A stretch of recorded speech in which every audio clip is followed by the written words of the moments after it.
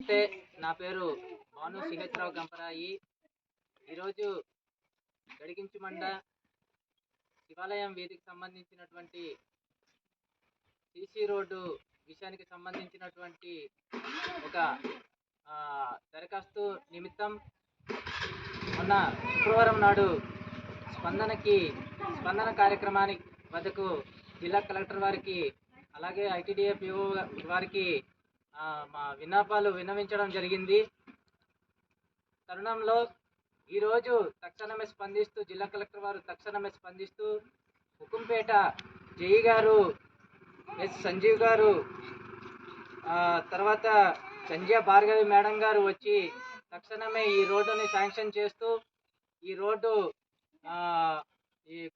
ఈరోజు సర్వే చేసి శాంక్షన్ చేస్తూ ఇప్పుడు వచ్చినటువంటి తరుణంలో భాగంగా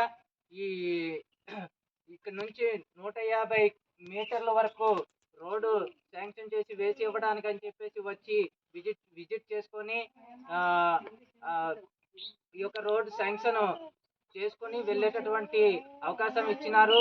కనుక మేము కృతజ్ఞతలు తెలియజేసుకుంటూ జేఈ గారికి, సంజయరాణి మేడం గారికి, అలాగే జిల్లా కలెక్టర్ వారికి, అలాగే ఐటీడీఏ పిఓ వారికి మేము ప్రత్యేక ఈ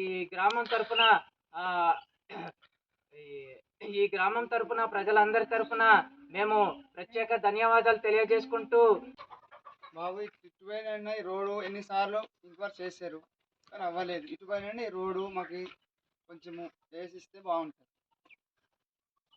ఎందుకంటే ఎన్నిసార్లు 5 సార్లు అవి కొలసడం అవింది తిరిగారు.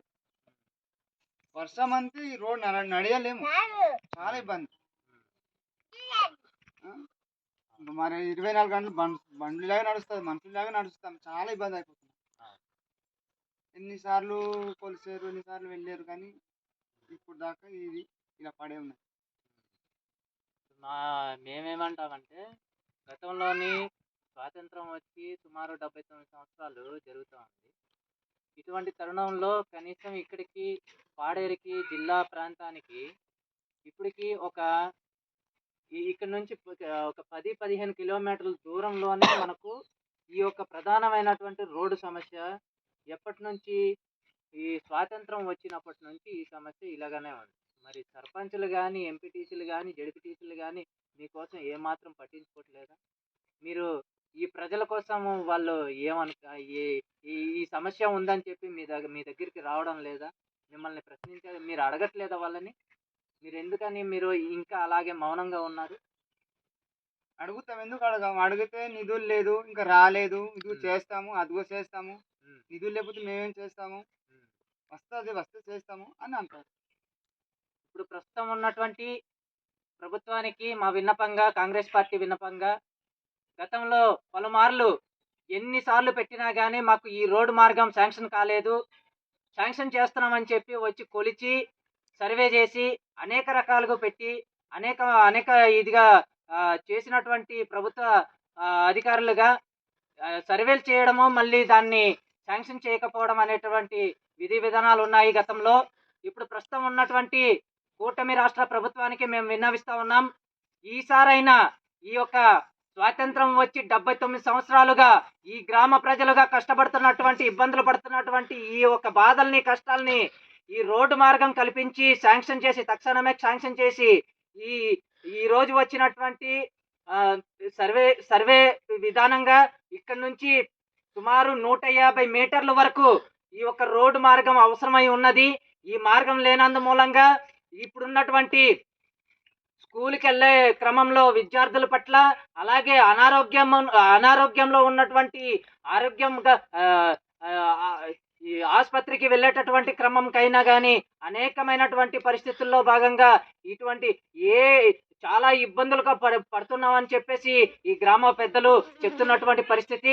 కనుక పవన్ కళ్యాణ్ గారు, మీరు అలాగే సీఎం గారు, మీరు తక్షణమే ఈ యొక్క గ్రామ ప్రజల ఈ పరిస్థితిని, ఈ యొక్క సమస్యని తక్షణమే మీరు పరిష్కరించాలని చెప్పేసి మేము కూటమి రాష్ట్ర ప్రభుత్వానికి విన్నవిస్తూ కాంగ్రెస్ పార్టీగా డిమాండ్ చేస్తూ ఉన్నాం.